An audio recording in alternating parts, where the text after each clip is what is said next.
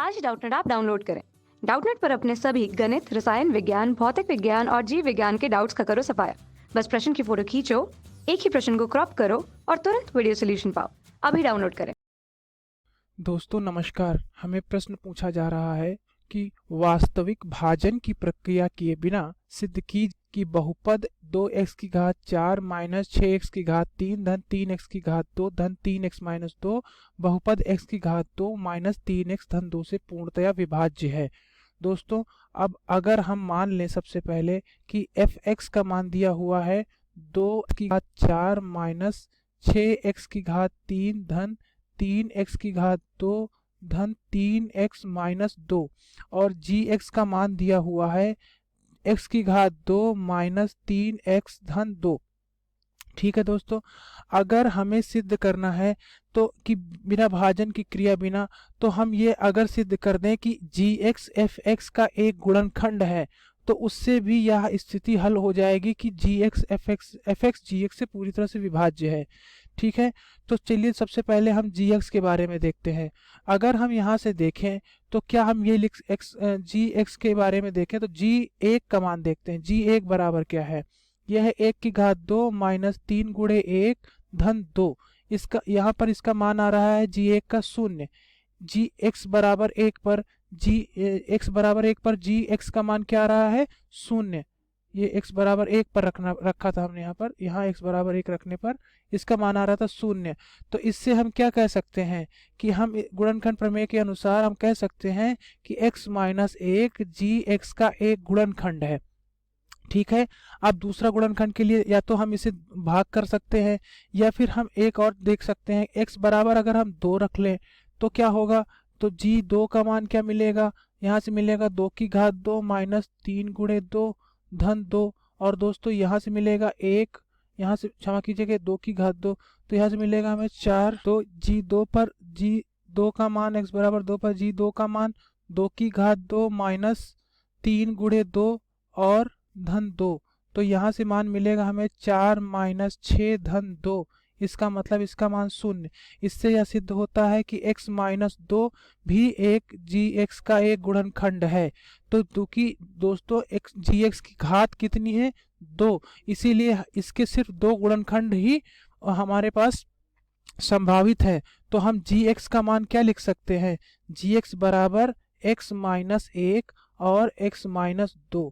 ठीक है, तो यहाँ से gx का हमें गुणनखंड रूप मिल गया। अब हम fx पे चलते हैं। अगर fx का मान देखें तो हमें क्या दिया हुआ है, तो दोस्तों यह है 2x की घात 4 माइनस 6x की घात 3 धन 3x की घात 2 धन 3x माइनस 2। fx का मान दिया हुआ है। अब x बराबर 1 पर हम इसका भी मान देख लेते हैं। तो f1 बराबर 2 1 की घात 4 माइनस 6 1 की घात 3 धन 3 1 की घात 2 धन 3 1 माइनस 2। अगर हम यहाँ से देखें तो इसे लिख सकते हैं 2 माइनस 6 धन 3 माइनस 2 और यहाँ से f1 का मान हमें मिल जाएगा 0। इससे यह सिद्ध होता है कि x माइनस 1 fx का भी एक गुणनखंड है। अब x बराबर 2 पर देख लेते हैं, या तो हम x माइनस 1 से इसे भाग करें या फिर हम एक और साधन है कि हम x बराबर 2 पर भी देख लेते हैं। तो x बराबर 2 पर देखेंगे तो मिलेगा f2 बराबर 2 गुणे 2 की घात 4 माइनस 6 2 की घात 3 धन 3 गुणे 2 की घात 2 धन 3 गुणे 2 ऋण 2। इसे हल करेंगे तो क्या मिलेगा दोस्तों, 16 दूनी 32 माइनस 48 धन 12 धन 6 माइनस 2। और दोस्तों इसका भी मान हमें मिल जाएगा यहाँ से 50 माइनस 50 बराबर 0। तो इसका मतलब f2 का भी मान 0 आ रहा है। तो हम कह सकते हैं कि x माइनस 2 भी fx का एक गुणनखंड है।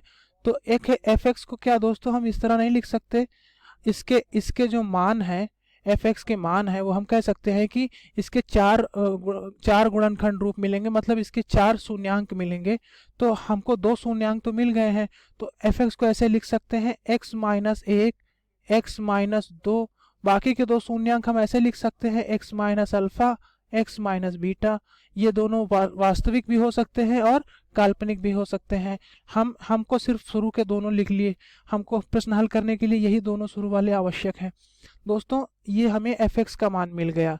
आशा करता हूँ यहाँ तक भी आपको समझ आ गया होगा।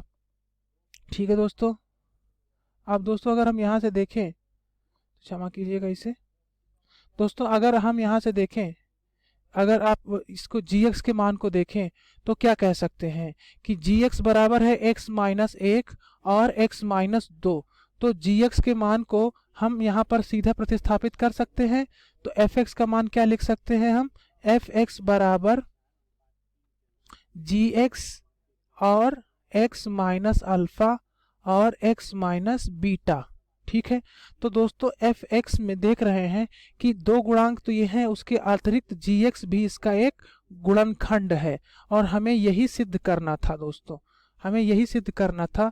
बहुपद से पूर्णतया विभाज्य है, तो पूर्णतया विभाज्य होने की स्थिति में क्या होगा, इसका एक गुणनखंड होना चाहिए। क्योंकि अब अगर आप fx को gx से यहाँ से भाग देंगे तो क्या मिलेगा दोस्तों, आपको x माइनस अल्फा और x माइनस बीटा मिल जाएगा, मतलब कि कोई शेषफल आपको नहीं मिलेगा। तो इससे सिद्ध होता है कि यह fx gx से पूर्णतया विभाज्य है। वैसे भी दोस्तों अगर देखें, कोई कह रहा है कि 10 बराबर 10 5 से पूर्णतः विभाज्य है क्या कि नहीं, तो हम कह सकते हैं 10 बराबर 2 गुणे 5, यानी कि 10 के 10 5 जो है 10 का एक गुणनखंड है। तो इससे यह भी सिद्ध हो जाएगा कि 10 को अगर आप 5 से भाग करेंगे तो कोई शेषफल नहीं बचेगा सिवाय 2 के। उसी तरह से यहाँ पर भी है। आशा करता हूँ आपको समझ में आ गया होगा। धन्यवाद दोस्तों। कक्षा 6वीं से 12वीं से लेकर नीट, IIT, JEE वो एडवांस के लेवल तक 1 करोड़ से ज़्यादा छात्रों का भरोसा। आज ही डाउनलोड करें डाउटनेट ऐप या व्हाट्सएप करें अपने सारे डाउट्स 8400 400 400 पर।